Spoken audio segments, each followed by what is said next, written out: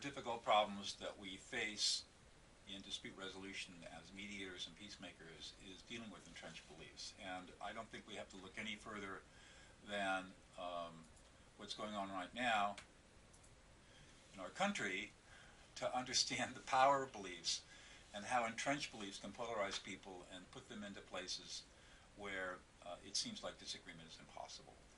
And like just about everything else in human conflict, it all comes down to what's going on in the brain.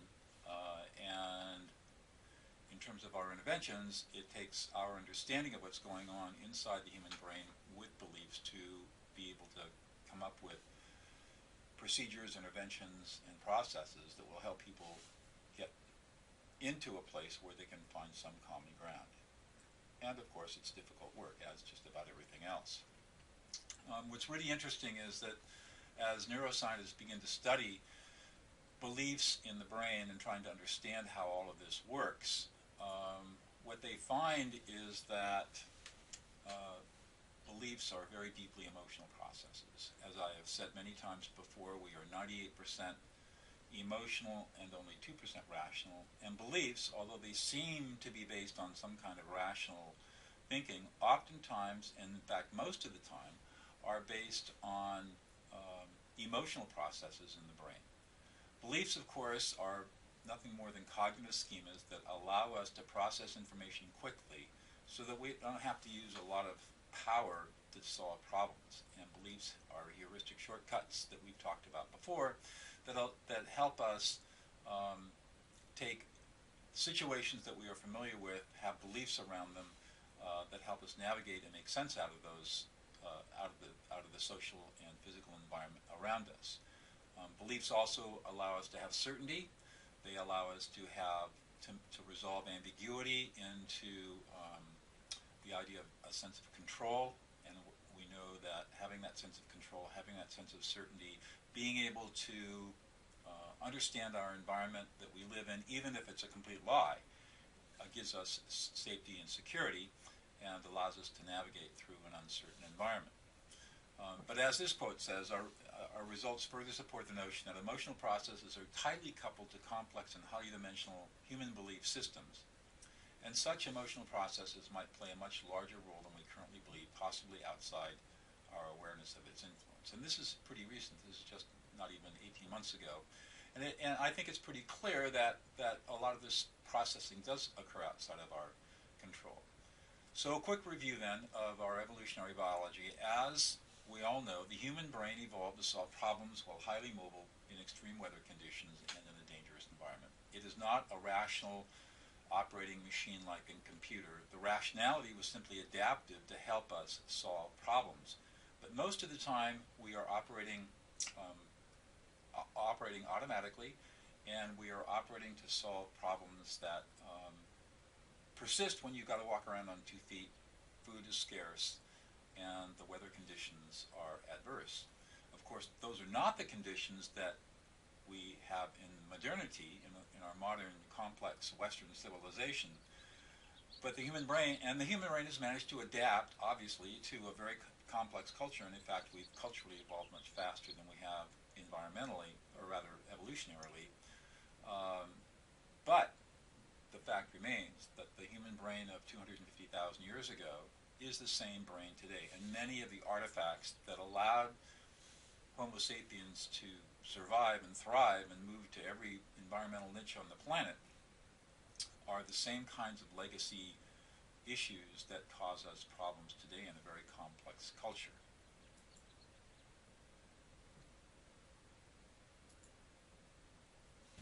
So the other thing that we know is that we are reality creating machines. That is, our brains are creating a constant reality. This reality oftentimes is a private reality. It may not have anything to do with what's actually going on in the physical environment.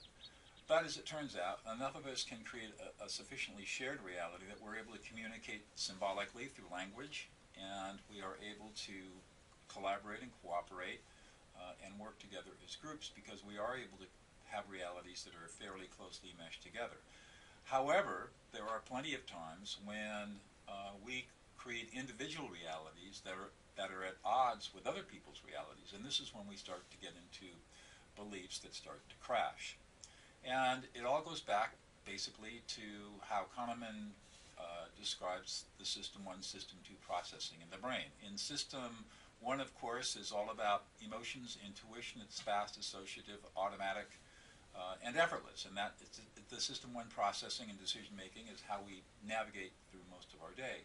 System 2, which is the slow, deliberative side of our brain that does what we would consider to be the rational thinking, it's conscious, it's slow, it's painful, and it takes a lot of metabolism.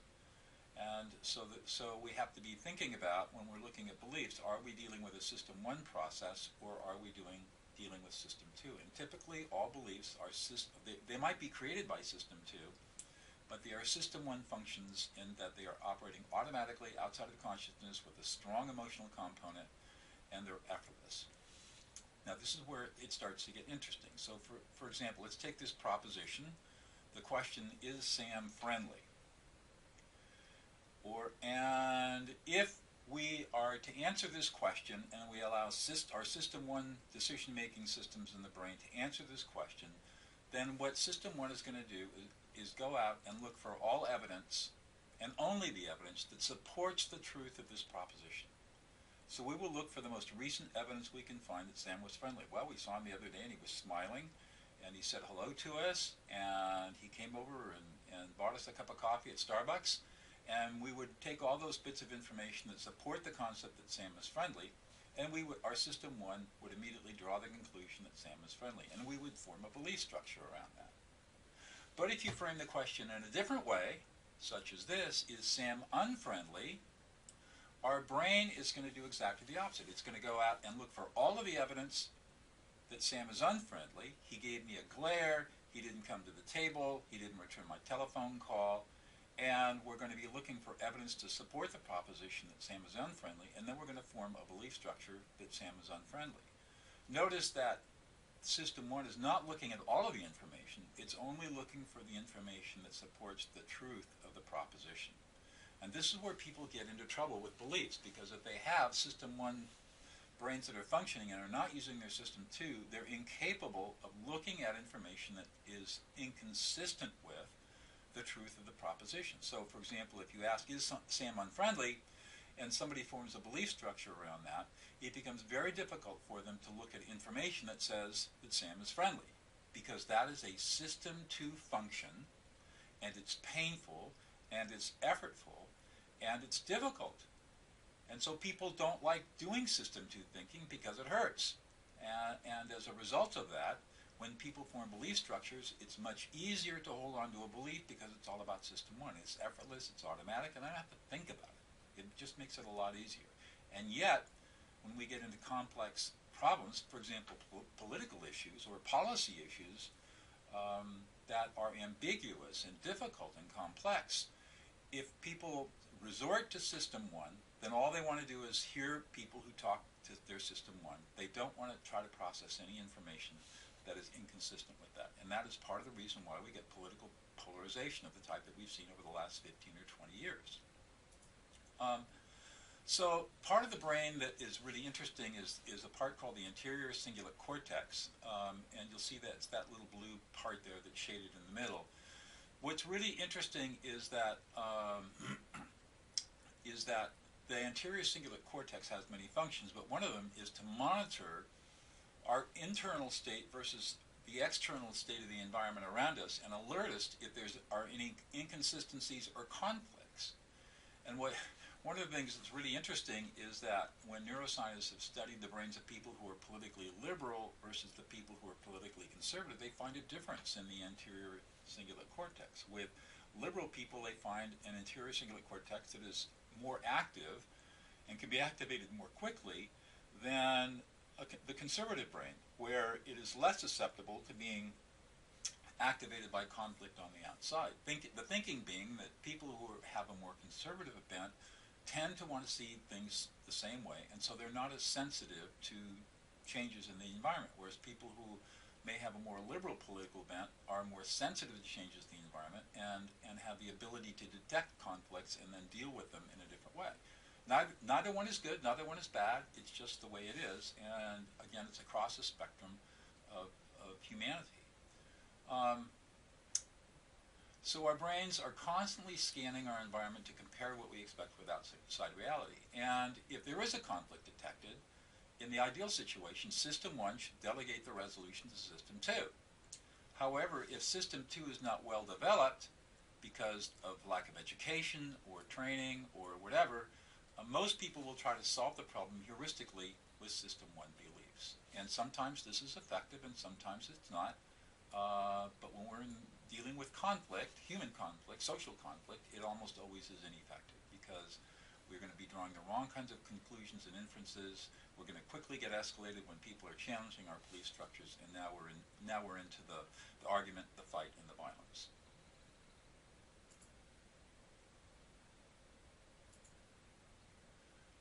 So here's another study. It says that the results of our study suggest that belief, disbelief, and uncertainty are mediated primarily by regions in the medial prefrontal cortex, the executive function of the brain, the anterior insula, which has to do with disgust, and the superior parietal lobule and the caudate. So basically what it's saying is that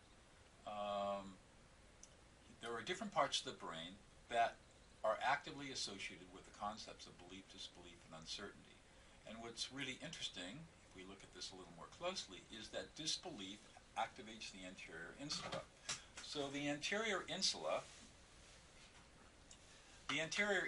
is the part of the brain that is associated with disgust, and you can see it there highlighted.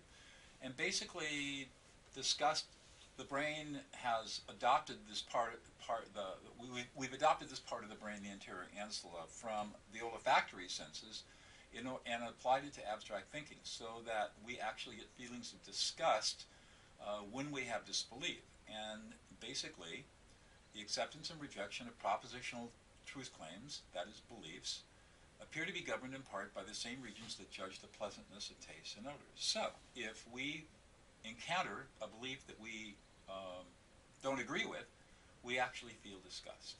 And if we are feeling disbelief, then we're having this emotional reaction that is associated with the feeling of disgust, which powerfully motivates us not to look for information that confirms the contrary information. So the things to remember here is that disbelief activates the same region of the brain that registers disgust at rotten foods and foul smells, and therefore disbelief evokes negative emotions that repel us from an idea, thought, or statement. And again, we can see this play out in the political polarization of the country in this election cycle, and we see that people become really violently opposed to each other because they're feeling the disgust of another person's belief structure, which renders them incapable of thinking rationally about another person's position or idea, and basically strengthens their own belief structure. So you can think, I see it in mediation of litigated disputes. We see this quite frequently, where lawyers will say, a lawyer will tell me in mediation, we will win this lawsuit. And the question that we have to ask ourselves is, what does it mean if this statement were true? Okay, so what happens here is that if we choose to believe it or unbelieve it, that is a function of system. The choice to believe or disbelieve is a choice made by system 2. But most lawyers do not always have well-developed system 2 brains. Some do, some don't, just like other human beings. And so they rely on system 1. System 1 assumes the statement is true and looks for information to confirm it, which is easy and effortless. And so that's why we see people in mediation of litigated disputes making the statements, we will win this lawsuit, and asking them to focus on the weaknesses of their case becomes very difficult, because unbelieving is a function of system 2, which is effortful and painful. And so getting people to look at the other side of the story it can be extraordinarily difficult. And oftentimes that's, of course, is what we need to do, because in any conflict you have two different conflict stories, both of which are opposed to each other, and trying to get one side to step into the shoes of the other can be extremely difficult, because their brains are just simply resisting that possibility. So remember that unbelieving is, which is the sense of being skeptical, is a function of system 2. And to be skeptical of our own beliefs is also a function of system 2, and it's very difficult to be skeptical of our own beliefs. We resist unbelieving because it is effortful and painful, and you can experience this anywhere by asking people about their belief structures and challenging their belief structures by asking them to give you information that contradicts their beliefs, and you will see that people will get very, very resistant to that very quickly, especially around deep belief structures in politics, religion, and other big social issues of the day. So there's some really interesting studies that support all of this and give us more insight into all of this. There was a very famous study done after the Bush-Kerry campaign, presidential election, I think 2004, done by Drew Weston and his colleagues at Emory University. And basically what they did is they took partisan Republicans and partisan Democrats and ran through a scanner to watch their brains. And with each partisan candidate, they showed the subject statements by the candidate of choice that were true, and where the candidate was consistent. And when they did that, the brain of the subject was very happy. Emotional centers were great. Prefrontal cortex was online. Everything was great. And then what they did is show statements to the subjects made by the candidate that were objectively false. In other words, the candidate was lying. And did this for both Bush and Kerry. And for both Democrats and Republicans, the partisans who had very strongly held beliefs, they saw something very interesting happen. The first thing that happened was that the emotional centers of the brain lit up, and the second thing that happened was that the prefrontal cortex, the ability to think, the system 2 part of the brain, shut down. And the third thing that happened was that it appeared that the dopamine circuits of the brain lit up to reinforce the pre-existing belief structure in the face of the inconsistent but true facts that would have challenged the belief structure as being false. In other words, people were rewarding themselves for holding on to a belief that really didn't have any validity in fact. And of course we call this stubbornness. And that's exactly what it is. It's based in the brain, and that stubbornness that we talk about and we see so much in conflict is caused by holding on to belief structures, because it's easier to hold on to a belief structure than it is to be skeptical of our own belief structures and form new belief structures. Only in most extreme conditions will we change our belief structures, and then only with great pain and with great difficulty. Another study that I think is really interesting is one that had to do with expert opinion.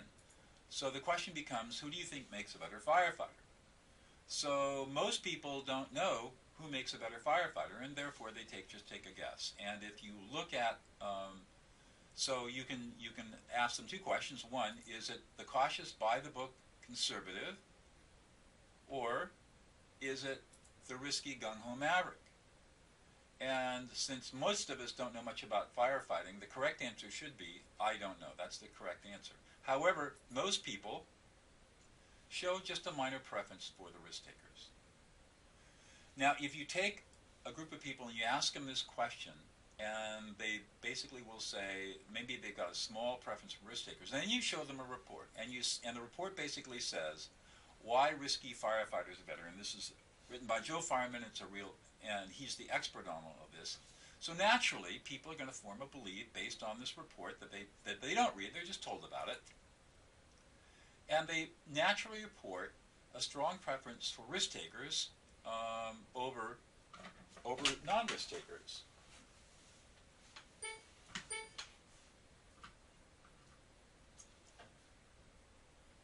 So then they're shown a report where they're told, let's go back to this, they are told that this report was false, and Joe Fireman didn't know what he was talking about. And so then they have to ask, so the question becomes, who makes the better firefighter? I've been told that this report that I relied on is no longer valid. I don't have a basis, factual basis for my belief structure anymore. So who does make the firefighter? And the correct answer should be, I don't know. We should go back to the status quo.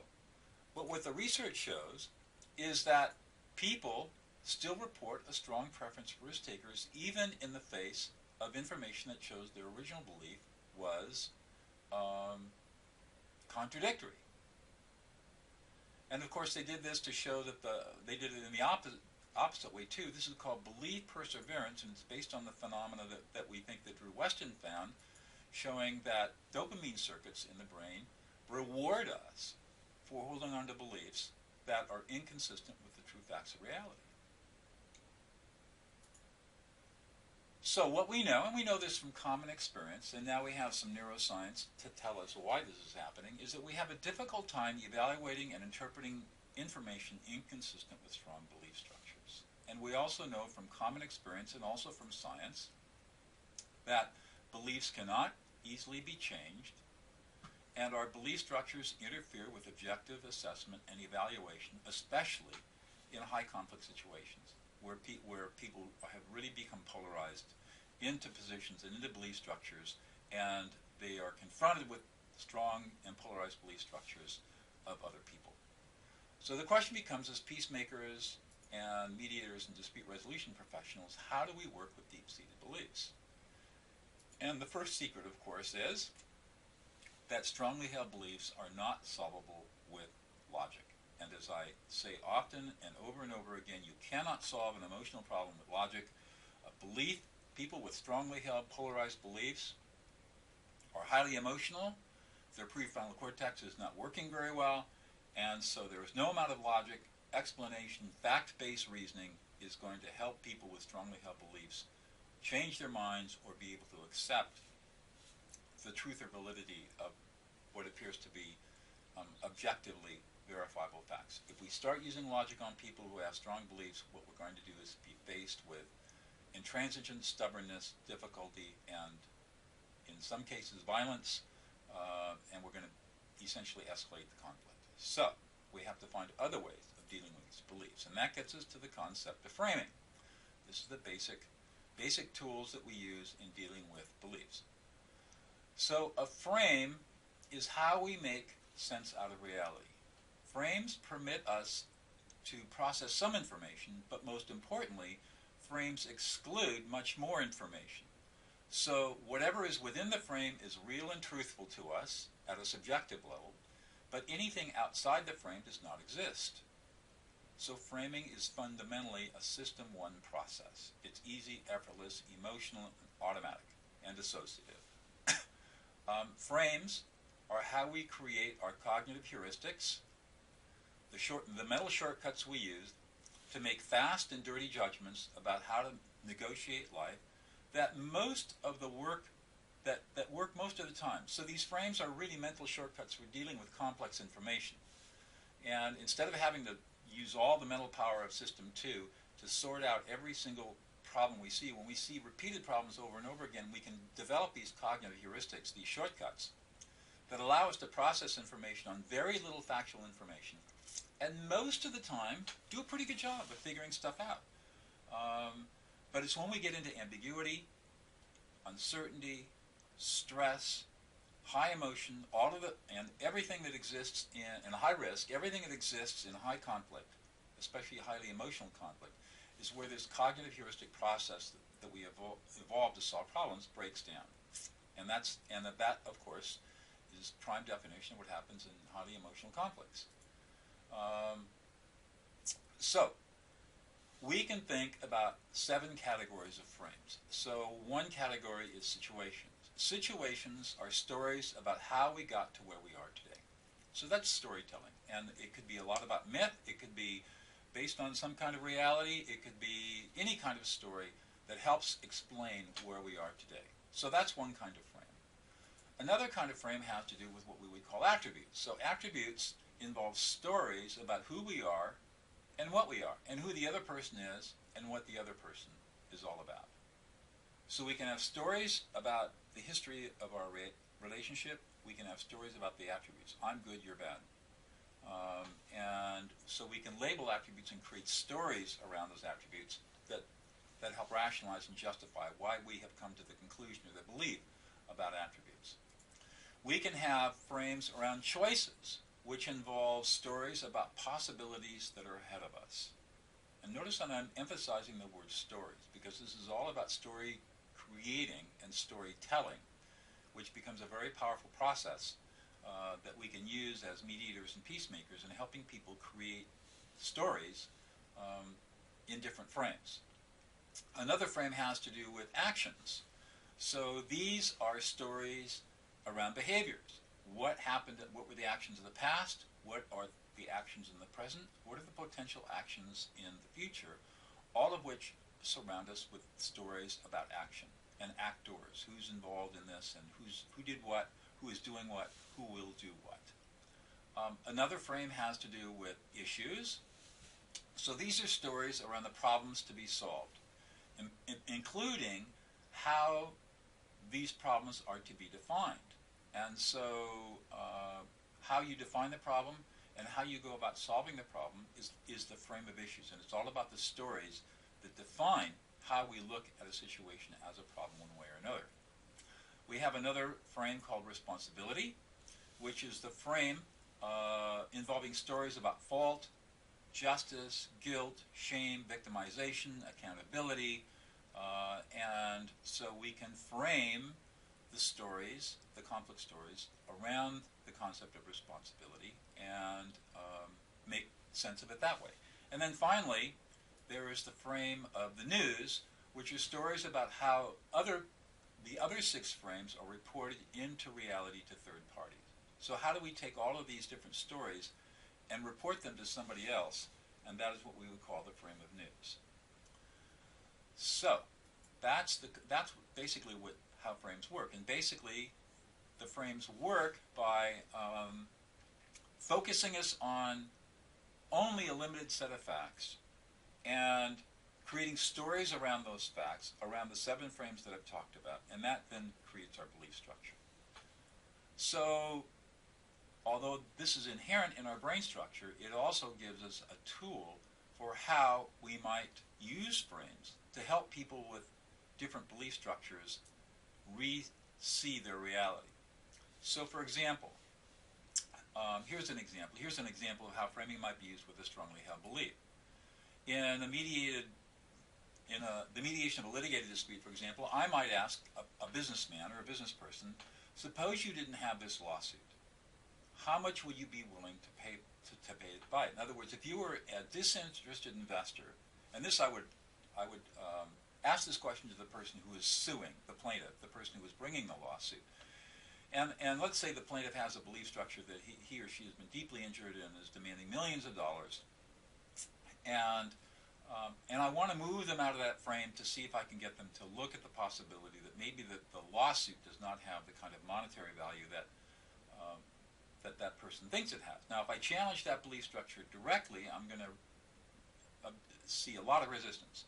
But if I ask this question, so if you were a disinterested investor and you were going to invest in this lawsuit, how much would you be willing to pay to buy it as an investor?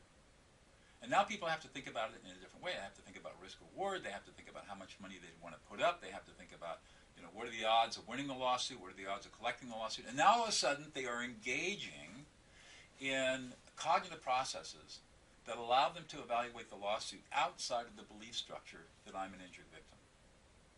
And that's a helpful thing because it helps broaden their perspectives and gives us a basis for having a discussion about how do we go about settling this lawsuit without interfering with the existing belief structures. You can do the same thing on the other side of the case. You could say something, supposing you weren't involved in this lawsuit, how much would someone have to pay you to endure it?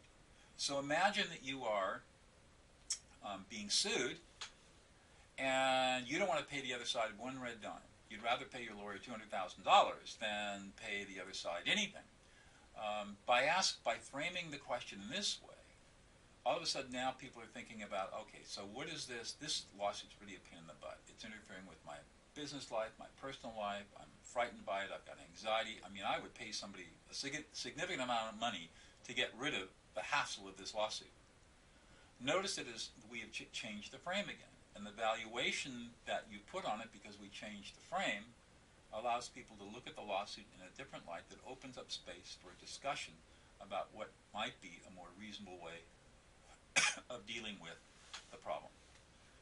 So you can think about other examples of how you might reframe a problem where you have polarized beliefs, and think about framing it in ways, in one of a frame other than in the frame that it's in. So just by way of example, we'll go back quickly to the 7 frames. So if we look at these 7 frames, if you have somebody who is blaming the other side responsibility, you might want to change the frame to, well, what choices do you have? Or where do you think this is going to take you in 5 years? Where do you want to be in 5 years?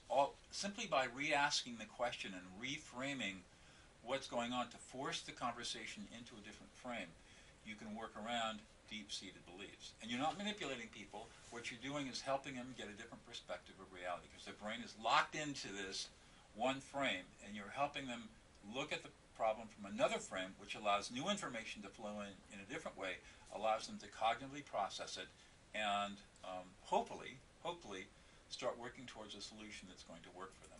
And so the key of all of this, of course, is that it's all about engaging system 2. And that is the secret to dealing with deep-seated beliefs. Engaging system 2 not by challenging existing belief structures, but by changing the frame, changing the conversation, and getting people to open up their minds in a way that does not challenge their existing belief structures, but allows them to see new information, because you're asking them questions and asking them to frame, providing a frame for them that allows a different kind of information to come in that does not challenge their existing beliefs. And so that is the fundamental skill for dealing with deep-seated beliefs of any kind.